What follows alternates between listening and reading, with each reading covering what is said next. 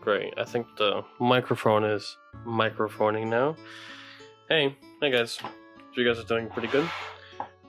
Probably wondering why I'm just shitting on meditation and shitting on my 120 days streak. Well, I want to talk about the whole shebang bang and just give a whole story experience as to why it happened, what I mean by the title, what I mean by the thumbnail.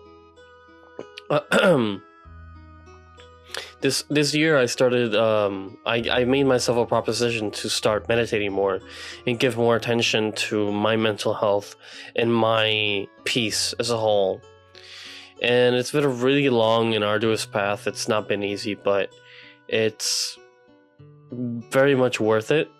I don't regret starting meditation. Whoa. I don't regret starting meditation at all. Not even by the slightest. But I do regret certain aspects of it. And what I mean by certain aspects of it is, I mean that I got very much attached to meditation, not meditation, but, well, too attached to it, and attached to where I did it. I meditate usually when I do guided meditations, I pay the subscription of Headspace to meditate. And when I meditate and finish the meditation, a number goes up and says, oh, you have a streak of meditation and you have X amount of minutes meditated. And yeah, at the start of it, I was like, oh, this is fun. I can keep a track of the amount of consistency I keep when it comes to meditating. And I just didn't think anything by it, but little by little, I started kind of making a lot of rookie mistakes and worsening my meditation quality as a whole. 30-day mark, I was doing fine. 40, 50, 60, 70, 80. By the 80 to 90 day mark, I couldn't really let go. I was so attached to certain ways of feeling that I wanted to feel by the end of the meditation, so much that I just started getting frustrated at the end of every meditation, even if it was subconsciously. And part of that came to the fact that I just started to meditate simply because of the day streak, and less actually meditating because you want to come back to yourself at that moment. And I was so focused around doing this amount of minutes sorry, I'm kind of sick. Doing X amount of minutes for the meditation to keep on the streak going, to keep the streak going, to keep the streak going, to keep the streak going. And I got so attached to that number going up and those decimals of the digits of minutes going up that I started not doing good in meditation. Like I said, the more I forced it, the more I forced that outcome, the more I forced that certain feeling, certain number of days that I wanted to meditate, the more I started regressing in terms of meditation. It was kind of ironic. And I recently realized that because of my therapist and also my partner and also talking to myself as a whole, that I've gotten too attached to meditating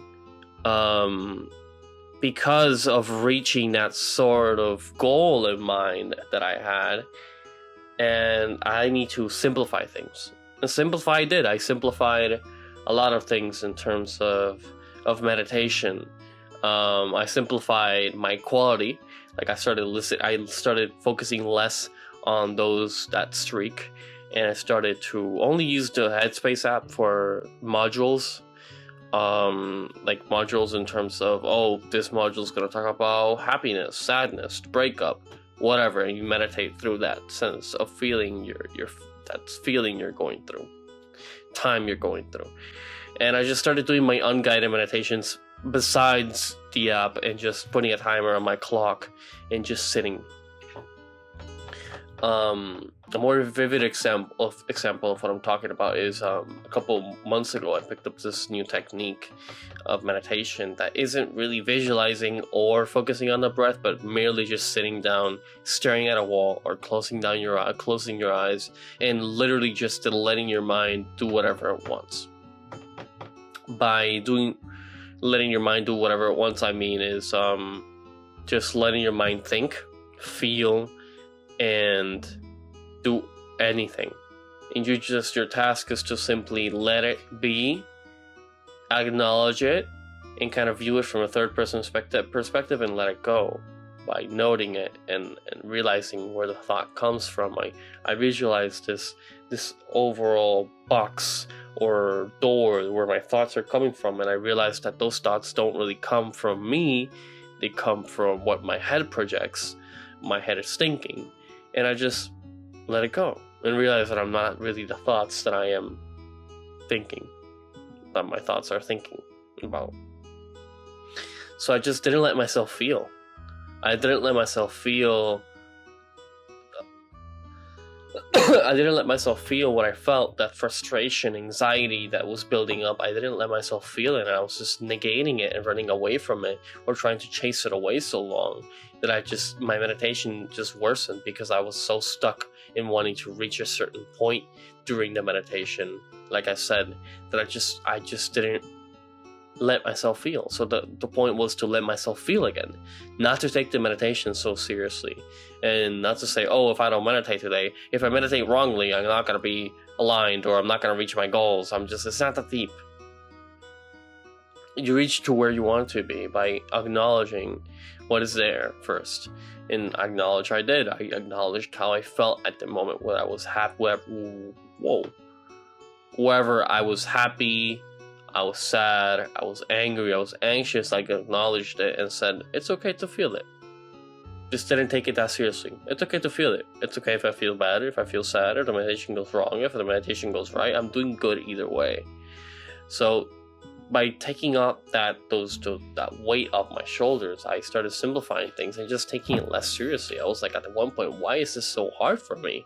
It's because I was resisting it, parts of the meditation so strongly that I just started to forget kind of like the basics of it all.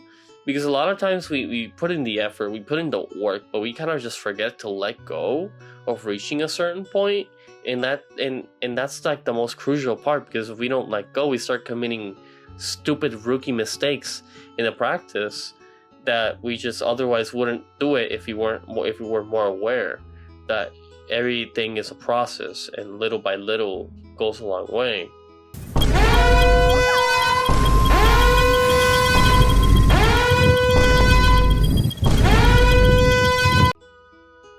And I just let go of the streak. A couple days ago, I lost that streak because I just forgot to log my unguided meditation that I did through a timer clock on the application. I was like, okay, that's fine. That doesn't mean that I'm not being consistent. That just means that I'm not so attached to the little numbers going up of the minutes and the days. I do think we need to be more consistent with meditating, and definitely do it the most consistent way we can, but not to focus so much on my 7th, my 8th, 9th, 10th, 11th, 12th day of meditation so much, and just focus on the practice right now. I know the streak format works for some people, but it definitely doesn't for me. Same thing with NoFap. It's the same thing with NoFap. I started dealing with NoFap when I was like younger, and I only got through it by just occupying my mind and not doing something else. And that just I stopped gooning because of that. It wasn't because I just followed a strict day-to-day basis. For me, it just doesn't work. And what changed after my quality of meditation worked and got better, because I just stopped taking myself so seriously, and stopped trying to force myself to reach a certain point, and just reach it by acknowledging and becoming something else entirely. So the point is that we overcomplicate things a lot. I overcomplicate things a lot when it comes to meditation. Not only meditation, but life as a whole. We tend to complicate things. It's just putting in the work, doing what you need to do, and stepping back. And that's it. That's all you need to do. And in meditation, that's all you need to do. Obsessing over it, worrying over it, and trying to reach or look for easy paths to reach easy results and fast results because you just want it now, and now it's not here. You're kind of just feeling this pendulum of resistance that just isn't gonna work at all. So the point is that we kind of overcomplicate everything, and we need to simplify it because things are very simple, not easy, simple. And by seeing how simple it is, we regulate our system, right, nervous system, and start acting accordingly. So yeah, that's pretty much it. I was gonna show you my cat, but she's not here in my room. So yeah, I have like another video over here. I'll show it here. I don't know. Anyway, thank you for watching. If you would like this video, consider liking and subscribing, please.